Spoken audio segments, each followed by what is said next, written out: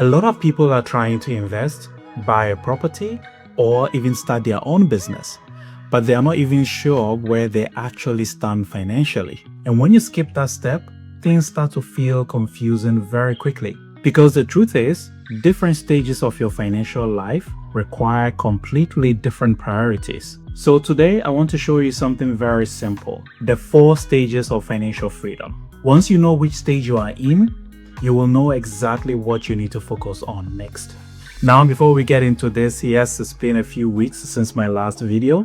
I took some time to work on a few things behind the scenes and also think carefully about where I want to take the channel. And now that I'm back, I want to go deeper into how wealth actually works. Through business, through real estate, and through capital market investing. But before we talk about any of that in the later videos, we need a map first. So let's start with the 4 stages I mentioned.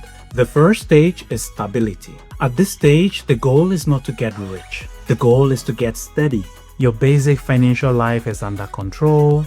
Your bills are covered. You're not relying on overdrafts consistently to get through the month. And one unexpected expense wouldn't completely derail you. It doesn't mean everything is perfect. It simply means your financial life has a solid base. Because before you start investing aggressively or start taking bigger financial risk, your foundation needs to be stable. If one unexpected expense would create serious financial stress for you right now, then you are still working on stage 1. And that's completely normal.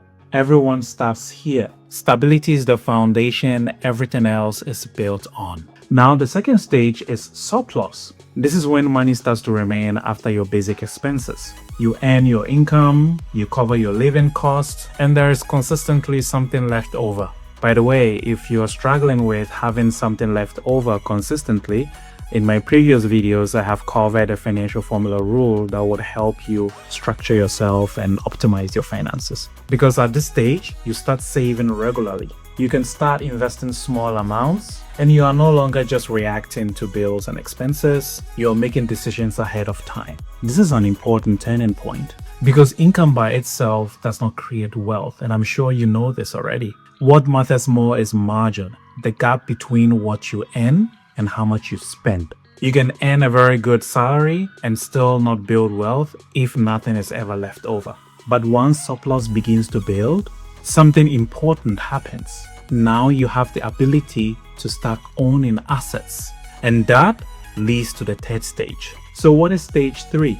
Stage 3 is asset growth. This is where your money starts working outside of your salary. Instead of relying only on the hours you work over the course of your life, you begin building things that grow over time. This could be investments in the stock markets, it could be owning real estate, and it could be building or owning part of a business. And if you watched one of my earlier videos where I talked about the 3 pillars of wealth, business, real estate, and the capital markets, this is the stage where those pillars start to matter. But here is something important. This is also the stage many people try to jump to too early. People hear about investing, buying a property, owning a business, and rush straight there. But if stability and surpluses are not already in place, this stage can quickly become stressful instead of being powerful for your life. Because asset growth works best when it's built on a solid financial base. When it is,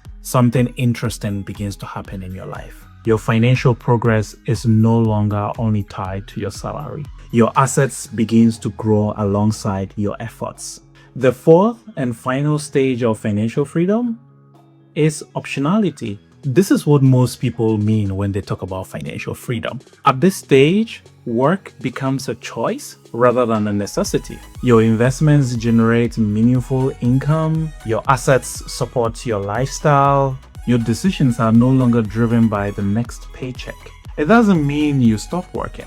In fact, many people at this stage continue building businesses, investing, and creating new projects. The only difference now is that they are doing it because they want to, not because they have to. Financial freedom is ultimately about having that choice. Now here is the important part. Each of these stages requires a different focus. Trying to invest aggressively while you are still financially unstable usually creates stress. Buying property whilst you're still living paycheck to paycheck can create pressure instead of opportunity. But when you build these stages in the right order, the journey becomes much smoother. So, first you build stability, then you build surplus, then you grow assets, and over time, those assets create optionality. Therefore, the real question is not simply how to become wealthy. The better question is which stage are you currently in?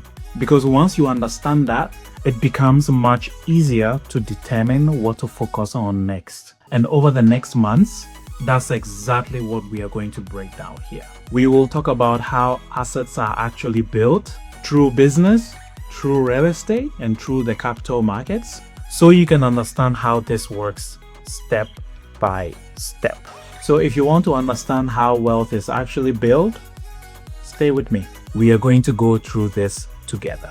I am Sir Kelvin. This is Real Money Talk. Catch you on the next one.